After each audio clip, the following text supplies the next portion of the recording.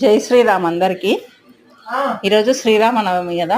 ఈరోజు శ్రీరామనవమి రోజు స్పెషల్గా మా తెలంగాణలో అయితే మేము మామిడికాయ పులిహోర చేస్తాము, వడపప్పు, పానకం, బెల్లం పానకం, ఈ మూడు కంపల్సరీ తింటాం ఆ రోజు. అయితే మామిడికాయ తురుముకొని పక్కన పెట్టుకొని బియ్యం నానబెట్టుకొని పచ్చిమిర్చి ఇవన్నీ కట్ చేసి పెట్టుకున్న, 3 స్పూన్ల ఆయిల్ తీసుకున్న, 3 స్పూన్ల నూనె వేసుకోవాలి. ఆ గిన్నె చిన్న ఉంది కానీ దాంట్లోనే వేసిన పల్లీలు, కరివేపాకు, జీడిపప్పు, మిరియాలు.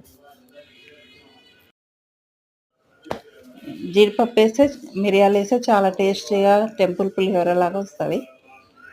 జీడిపప్పు వేసిన ఫస్ట్,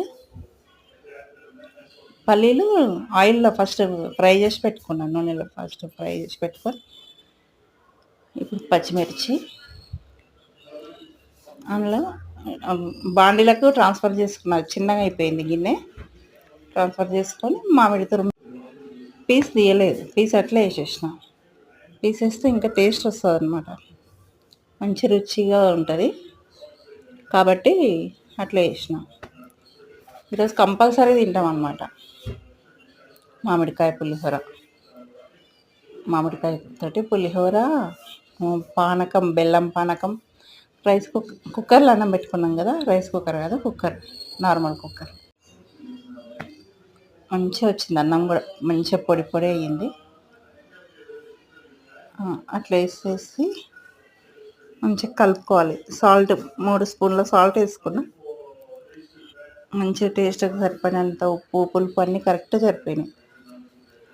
చాలా బాగా వచ్చింది,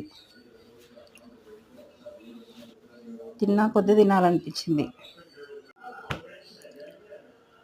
మంచిగా. ఇంకా మన ఇష్టం, ఇంకా మన ఇంగ్రీడియంట్స్ ఏమన్నా మనకి ఏది ఇష్టం వస్తే అది వేసుకోవచ్చు, కానీ మామిడికాయ పులిహోర అయితే ఇట్లా చేస్తేనే బాగుంటుంది.